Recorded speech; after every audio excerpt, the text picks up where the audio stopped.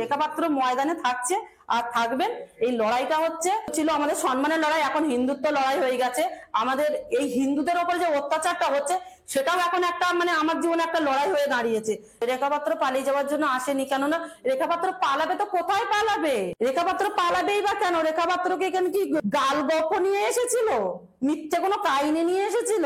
সন্দেশখালী যে গরিব মানুষ পরিবার, তাদের জমি ছিনিয়ে নেওয়া হয়েছে, এমনকি তাদের উপর অত্যাচার করেছে। তিলে তিলে তার ফেসারত দিতে হবে তৃণমূল কংগ্রেসকে। প্রথম যখন প্রতিবাদে নেমেছিলেন, কেন এসেছিলেন? তখন যখন রাজনীতি ছিল না, কি সাহস? আপনি বাড়িতে দিব্যি কাজকর্ম করতেন, বাচ্চা মানুষ করতেন, এই সাহসটা আপনি হঠাৎ করে সামনে চলে এলেন কেন?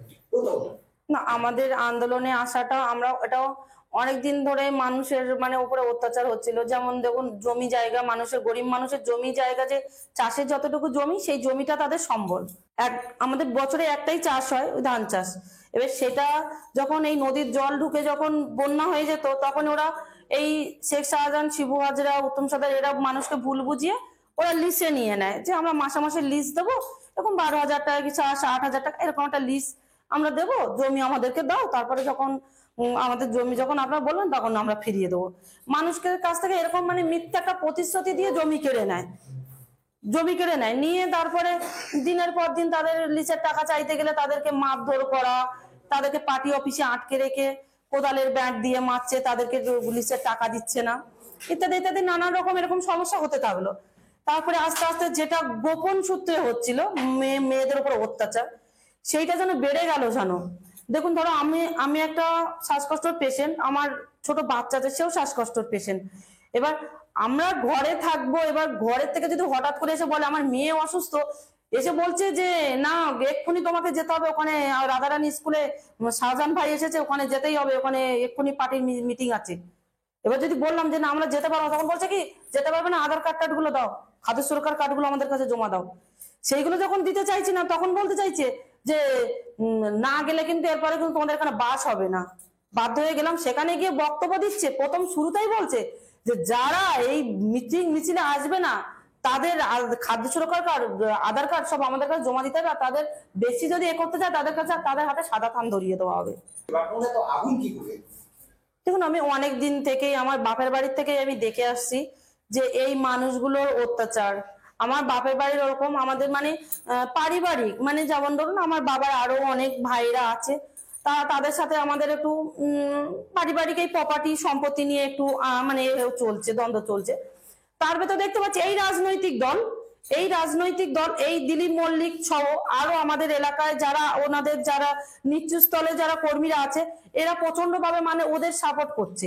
যে দেখা যাচ্ছে জমির কাগজ আমার নামে, জমির রেকর্ড আমার নামে, সবকিছুই আমার নামে, কিন্তু জমি ওদের করে খাওয়াচ্ছে। কেননা আমার ক্ষমতা নেই, আমি একা মানুষ, আমার বাবা বৃদ্ধ, আমরা 4 বোন, আমাদের পাশে দাঁড়ানোর মতো কেউ নেই বলে আমাদের পাশে কেউ আসছে না। বেশি কিছু করলে রাত্রে ওদের ওই গুন্ডা বাহিনী পাঠিয়ে দিচ্ছে, আর অ্যাবলে দাঁড়িয়ে থাকছে, ঘরের ভিতর ঢুকে যাচ্ছে, এরকম করে ভয় দেখানো হচ্ছে।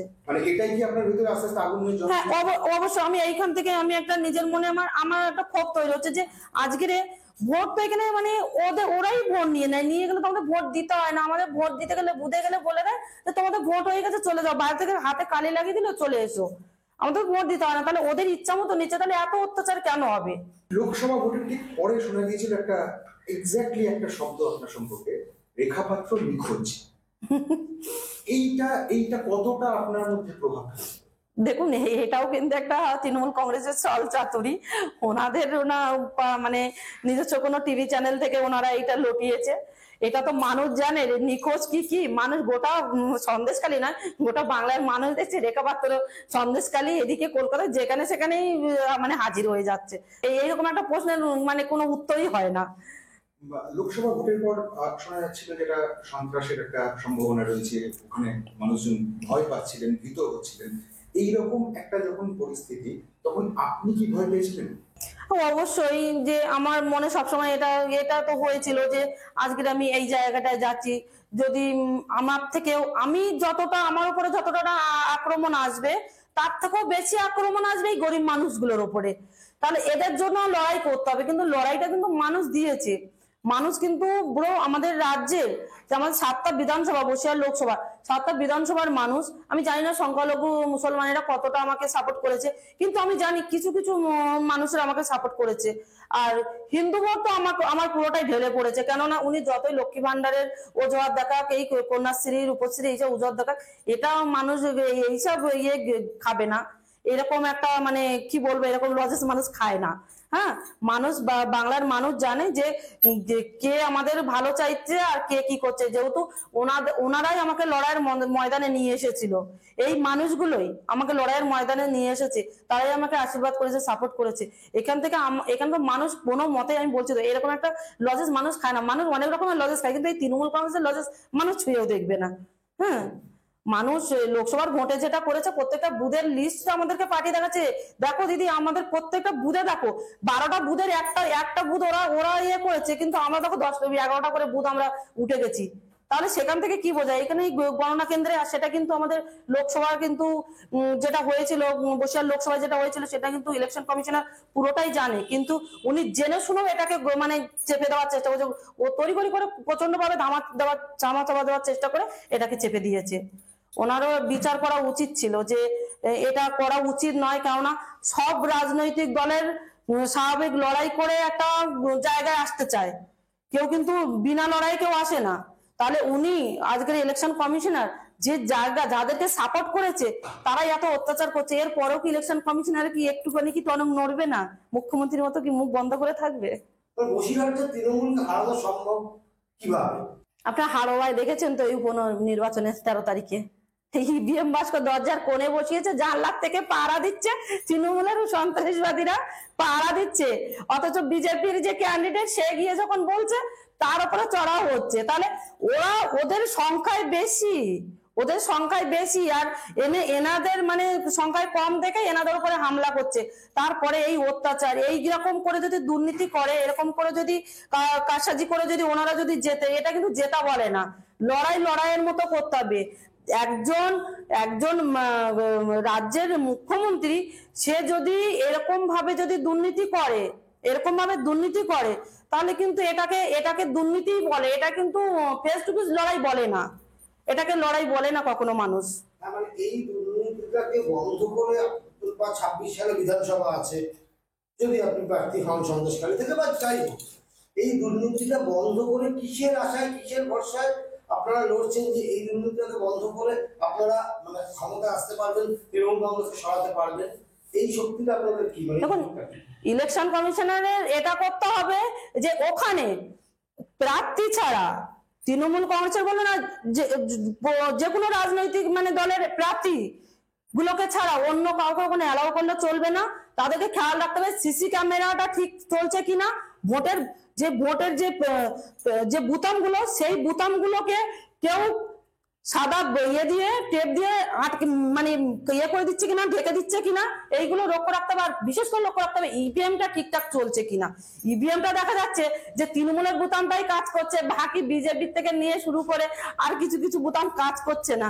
এইগুলো তো অন্তত ইলেকশন কমিশনার ঠিক রাখতে হবে। আর এই দুর্নীতি, এই যে রাহাজানি যারা করছে, যারা কাটমানি খাচ্ছে, তাদেরকে এই যে বুথের ভিতর ঢুকিয়ে দেওয়া, এদেরকে দূরে রাখতে হবে, সবসময়ের জন্য এদেরকে দূরে রাখতে হবে। এরা গিয়ে হুমকানো দুমকানো এইগুলো করলে চলবে না, মানুষকে মানুষের মতো ভোট দিতে হবে।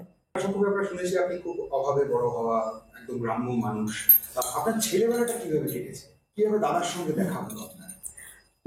দেখুন, ছেলেবেলা বলতে তো আমার মানে হ্যাঁ, সন্দেশখালীরই আমার সন্দেশখালী, আমার সব থানা টানা সবই সন্দেশখালী, শুধু আমি খুলনা বৌঠাকুর অঞ্চলের আমার জন্মস্থান, ওখানে আমার বাপের বাড়ি, আর সন্দেশখালী আমার বিয়ে হয়েছে, আমার শ্বশুর বাড়ি সন্দেশখালী। সত্যি আপনারাও দেখেছেন, আমার ঘর বাড়ির অবস্থাও দেখেছেন।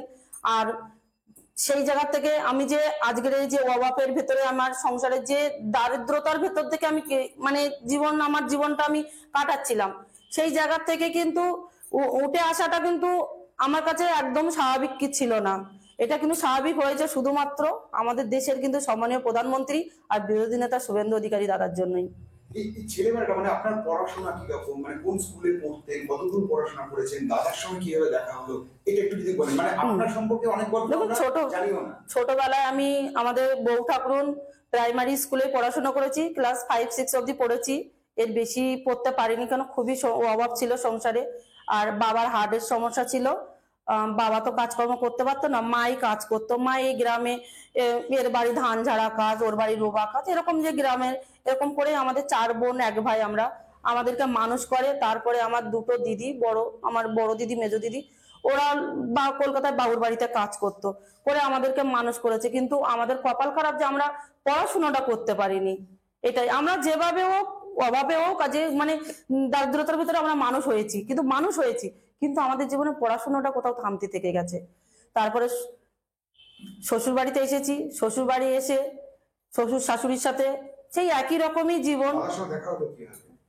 ওনার সাথে তামিলনাড়ুতেই দেখা হয়েছে।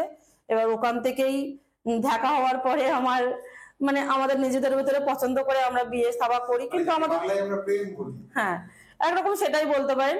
আর তারপরে আমার শ্বশুর বাড়ির থেকেও মেনে নিয়েছিল। আমার শ্বশুর শাশুড়ি খুবই ভালো মানুষ। ওনারা সত্যি কথা বলতে, আমার বাবার নামও ধীরেন নস্কর, আমার শ্বশুর মশাইয়ের নাম ধীরেন পাত্র। আমি একরকম আমার বাবার গত হওয়ার পরে আমি আমার শ্বশুর মশাইকে আমার বাবার আসনে বসিয়েছি। উনি হয়তো একটু রাগ দেশ করেন, কিন্তু ওই মানে কি বলবো, অনেক ছেলেবেলায় আমার বিয়েটা হয়। আর সেই ক্ষেত্রে আমি মানে কি বলবো যে একটা স্বাভাবিক একটা বয়সের সাথে সাথে যে মানিয়ে নেওয়া, সেইটা আমার ভেতরে ছিল না। আমি সবসময় ছেলে মানুষের মতো, এই দেখা যাচ্ছে একটু তরকারি রাঁধতে রাঁধতে একটু লবণ হয়ে গেল, এই শাশুড়ি একটু রাগ করলো, রাগ করে গিয়ে ঘরে দরজা লাগিয়ে বসে থাকলাম, মানে একটা বাচ্চাদের মতো। সেই থেকে আমার আস্তে আস্তে আমার অভিজ্ঞতা হলো যে এত ছোটবেলার থেকে যে আমার অভিজ্ঞতা হলো যে আমি একটা সংসার জীবনে এসে এখনো অব্দি 14 বছর সংসার করেছি। দেখা যাচ্ছে আমার সাথে সাথে আমার বয়সী আমার বান্ধবীরা যারা বিয়ে করেছে, তারা দেখা যাচ্ছে কেউ সংসার করতে পারেনি, শ্বশুর বাড়ি থেকে এসে বাপের বাড়িতে কাটাচ্ছে। তারও দুঃখ প্রকাশ করে যে রেখা তুমি এরকম, সত্যি রেখা আমরা একসময় ছিলাম, আমরা সবাই পড়াশোনা করেছি, কিন্তু তোমার জীবনে এইগুলো হয়নি। কিন্তু তুমি দেখো, তুমি সংসার করছো, তোমার সংসার জীবনে তুমি অটুট আছো, তুমি তোমার শ্বশুর শাশুড়ি বলো স্বামী নিয়ে তুমি সংসার করছো, কিন্তু আমাদের কপালে এই সুখটা নেই। এটা কষ্ট লাগতো। আমাদের শুভেন্দুদা, আমাদের এই আন্দোলন যখন শুরু হয়, আন্দোলনের গত 1 মাসের পরেই শুভেন্দুদা ঢোকেন ওখানে। ঢোকার পরে শুভেন্দুদা যখন যাওয়ার পরে আমরা রাস্তায় সবাই ওনাকে সম্বর্ধনা জানাই। এবার আমরা একটা ওনাকে রাখি টাকি পরাই। উনি আমার বাড়িতে গেছিল, শুধু আমার নয়, বেশ কয়েকজনের বাড়িতে গেছিল। আমার বাড়িতে গিয়ে আমার গেটের সামনে বসেছিল, উনি বসে আমার সাথে কথাও বলেছিল। আর উনি এটা বলেছিল যে সন্দেশখালীর আন্দোলনকারী শক্তি স্বরূপা। তা সত্যি সন্দেশখালীর নয়, গোটা ভারতবর্ষের মা বোনেরা শক্তি স্বরূপা। আর আজকের সেই মানুষদের ভালোবাসায় এখন অব্দি আমি এইখানে থাকতে পেরেছি। আর বিশেষ করে বিরোধী নেতা শুভেন্দু অধিকারী দাদা, আমাদের সত্যি, আমার কাছে তো ওনাকে একদিকে আমি কৃষ্ণ দীক্ষিত, কিন্তু আমি যদি একদিকে আমার গুরুদেব কৃষ্ণকে রাখি, আর একদিকে ওনাকে রাখতে হয়। আর তার উপরে তো আছেন আমাদের দেশের প্রধানমন্ত্রী নরেন্দ্র মোদীজি। আপনি কি ছোটবেলা থেকেই প্রতিবাদী? আমার ছোটবেলায় এরকম ছিল না, কিন্তু স্কুলে রাস্তাঘাটে কারোর সাথে কথা কাটাকাটি হলে মারপিট করে আসতাম, এইটুকু। কিন্তু এরকম আমার এইরকম মানে এই রাজনৈতিক ভাবে যে প্রতিবাদ, এটা ছিল না। কিন্তু ছেলেবেলায় আমি প্রচুর মারপিট করেছি। আমার নিজেরই দাদার ছেলে স্কুলে মারপিট করেছে, আমি ওকে মেরেছি, ও আমাকে মেরেছে। আমি বলেছি তুই যা, তুই আমার বাড়ির ধার থেকে যাবি, তোকে ঠ্যাং ধরে আছাড় মারবো। এরকম মানে নিজেদের দাদার ছেলে, আমাদের ভেতরে এরকম হয়। আর সবসময় মারপিটের অনেক মানে চিহ্নও আছে আমার গায়ে। আমার কপাল ফাটিয়ে দিয়েছে ধাক্কা মেরে ফেলে দিয়ে, ছানের পুকুর থেকে ধাক্কা মেরেছে, নিচে গড়াতে গেছি, মাথা ফেটে গেছে, হাত পা কেটে গেছে, এরকম মারপিটের মানে প্রচুর চিহ্ন আছে। জীবন কতটা বদলেছে আপনার রাজনীতিতে এসে? রাজনৈতিক জীবনে এসে জীবন আমার সেই একই রকমই স্বাভাবিক যে আমার সাধারণ জীবন ছিল, সেটাকেই আমি সবসময় অনুভব করি, সেই জীবনটাই আমি উদযাপন করি। কিন্তু একটুখানি তার থেকে সামান্য কিছু বলতে এই রাজনৈতিকটা জুড়ে গেছে, এটাই আমার কাছে আলাদা। এর থেকে আমার কাছে বেশি কিছু ডিফারেন্স নেই। অনেকেই আপনার সঙ্গে তুলনা করেন মমতার ইনিশিয়াল ডেজে, মানে যে সময়টা মমতাকে লড়াকু মমতা বলে যে সময়টা মানুষজন চিনতেন, সেই সময়ের সঙ্গে অনেকে আপনার একটা মিল খুঁজে পান। মানে আপনাকে কখনো কি এই প্রশ্ন করা হয় যে ওই রকমই একটা আগুন, ওই রকম একটা বিস্ফোরণ দেখা যায় আপনার? না, আমি এই অবধি এসেছি, এখন অবধি এরকম প্রশ্ন আমাকে কেউ করেননি। তবে আমার মনে হয় মমতা বন্দ্যোপাধ্যায়ের জায়গায় মমতা বন্দ্যোপাধ্যায়, রেখা পাত্রের জায়গায় রেখা পাত্র। কেননা রেখা পাত্র আসলে বলে না, রেখা পাত্র কোথা থেকে উঠেছে সেটা রেখা পাত্রের এই ব্রেনের ভিতরে আছে, কিন্তু মমতা বন্দ্যোপাধ্যায় যেখান থেকে উঠেছে সেটা উনি ব্রেন থেকে ঝেড়ে ফেলে দিয়েছে। দুর্নীতি ওনার মাথার ভেতরে পুরো, মানে কি বলবো, সে আমাদের গ্রামাঞ্চলে যে রুই পোকা হয় না কাটে, ওই রুই পোকা সব মাথায় ঢুকে গেছে। সম্প্রতি একটি ঘটনা ঘটেছে নির্বাচনী প্রচারে গিয়ে, উপনির্বাচনী প্রচারে গিয়ে, একটি মানে যেটা আপনাকে খুব দুঃখ দিয়েছিল। ওই ঘটনাটা আপনার মধ্যে কতটা প্রভাব ফেলেছিল? আপনি একটা স্টেটমেন্টও দিয়েছিলেন তারপর। না, আমি তো বসিরহাট লোকসভা থেকে আমার সাথে যেটা হয়েছে যে গণনা কেন্দ্রে এসে, সেটা সেই জায়গাটা নিয়ে আমি সত্যি আমার একটু হলেও আমি কষ্ট পেয়েছি যে আজকে এত মানুষের উপর অত্যাচার করে মানুষ অ্যাক্টিভ হয়ে ভোট দিল, যে জনগণ তাদের ঘরের মেয়েকে, একজন গরিব, ওনাদের চেনাশোনা একটা মুখকে ওনারা সাপোর্ট করলো। হয়তো প্রার্থী করেছেন আমাদের দেশের প্রধানমন্ত্রী, কিন্তু সাপোর্ট কিন্তু ওনারাই করেছিলেন। করার পরেও এত বড় দুর্নীতি করে, কারচুপি করে ওনারা আবারও কিন্তু সেই 21-এর মতো ওনারা জিতে। অনেক অনেক সিনেমা আর্টিস্ট, মানে আমি বাংলার কথা বলছি না, মানে সারা পৃথিবীর যদি হিসেব দেখা যায়, অনেক তারকা যাদের উত্থান খুব অভাব থেকে হয়েছে, কিন্তু পরবর্তীকালে তারা রাজনীতি হোক, খেলার ময়দান হোক বা সিনেমা জগৎ হোক, তারা নিজেদেরকে গ্রুম করেছেন, মানে নিজেদেরকে শিক্ষিত করে তুলেছেন। তো আপনি কি আবার পড়াশোনা শুরু করতে চান? অবশ্যই সুযোগ পেলে তো অবশ্যই করবো, কেননা সবারই ইচ্ছা থাকে যে নিজের ভেতরে একটু শিক্ষার অভাব আছে। আমার নিজের ভেতরে শিক্ষার অভাব আছে, আমি একটু শিক্ষা জগতে যেতে চাই, আমি একটু শিক্ষিত হতে চাই, এটা তো আমার ভেতরে অবশ্যই আছে। মানে তাহলে কি আবার আবার নতুন করে স্কুলে পড়াশোনা শুরু করবেন?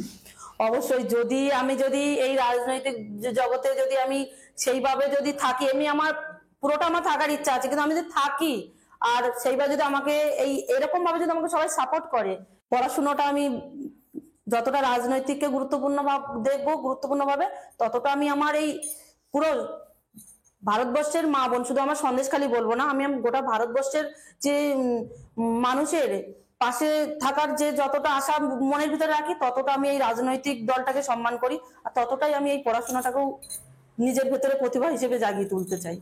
এই যে ফিরহাদ হাকিম আপনাকে নিয়ে গেরো মাল কমেন্ট করেছেন, নিঃসন্দেহে লজ্জাজনক। কলকাতার মেয়র আপনার বিরুদ্ধে ধরনের কমেন্ট করছেন, কতটা খারাপ লেগেছে যখন টিভির পর্দায় শুনলেন আপনি গেরো মাল তথাকথিত?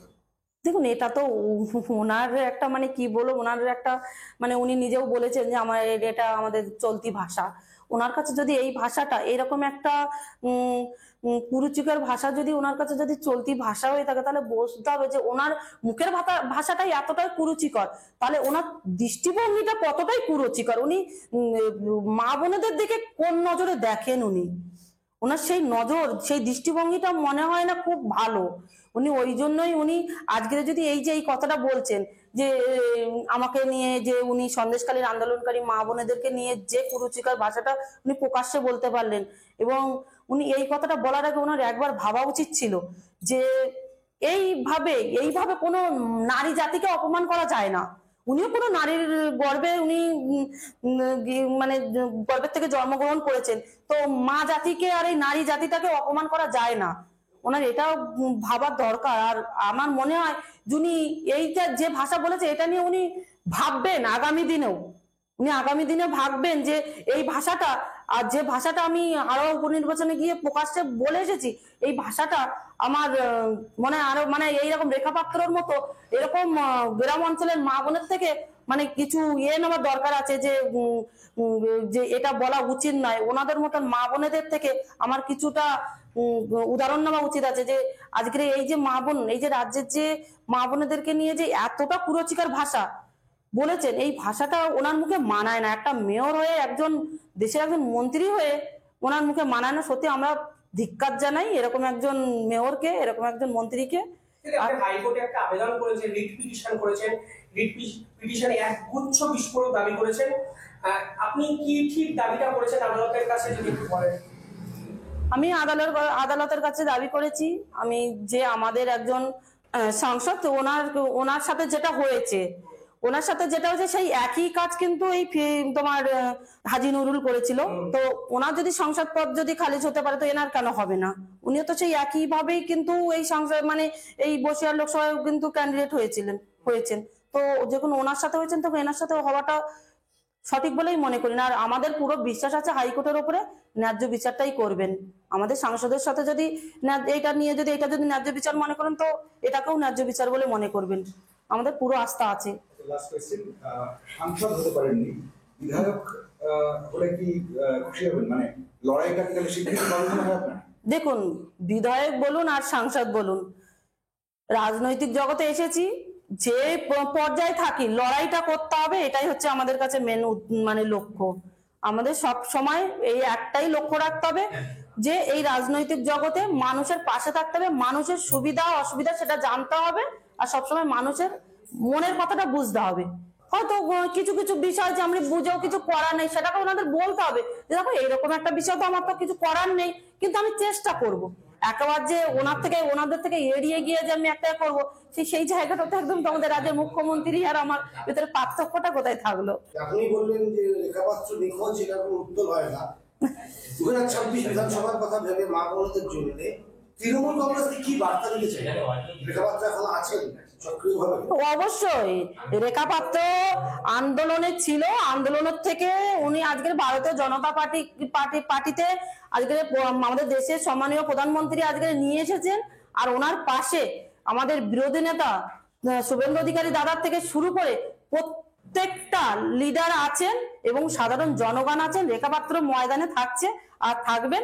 এই লড়াইটা হচ্ছে আমাদের, এখন আগে তো ছিল আমাদের সম্মানের লড়াই, এখন হিন্দুত্ব লড়াই হয়ে গেছে।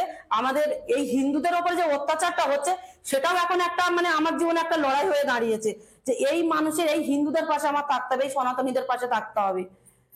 আপনি একটা স্লোগান প্রায় মানে কার্যত স্লোগানই হয়ে গেছে আপনার তরফ থেকে, রেখাপাত্র পালিয়ে যাওয়ার জন্য আসেনি, আপনি কথায় কথায় এটা বলেন। অবশ্যই রেখাপাত্র পালিয়ে যাওয়ার জন্য আসেনি, কেননা রেখাপাত্র পালাবে তো কোথায় পালাবে? রেখাপাত্র পালাবেই বা কেন? রেখাপাত্রকে এখানে কি গাল গল্প নিয়ে এসেছিল? মিথ্যে কোনো কাহিনী নিয়ে এসেছিল? মিথ্যে কাহিনী তো নিয়ে আসেনি। এটা ন্যায্য অধিকারের ন্যায্য দাবিতে এসেছে, তাদের সম্মানের উপরে আঁচ এসেছে, ওই জন্য রেখাপাত্র এখানে এসেছে। আজকের সন্দেশখালী যে গরিব মানুষ পরিবার, তাদের জমি ছিনিয়ে নেওয়া হয়েছে, এমনকি তাদের উপর অত্যাচার করেছে, তার একটু একটু মানে তিলে তিলে তার দিতে হবে, খেসারত দিতে হবে তৃণমূল কংগ্রেসকে।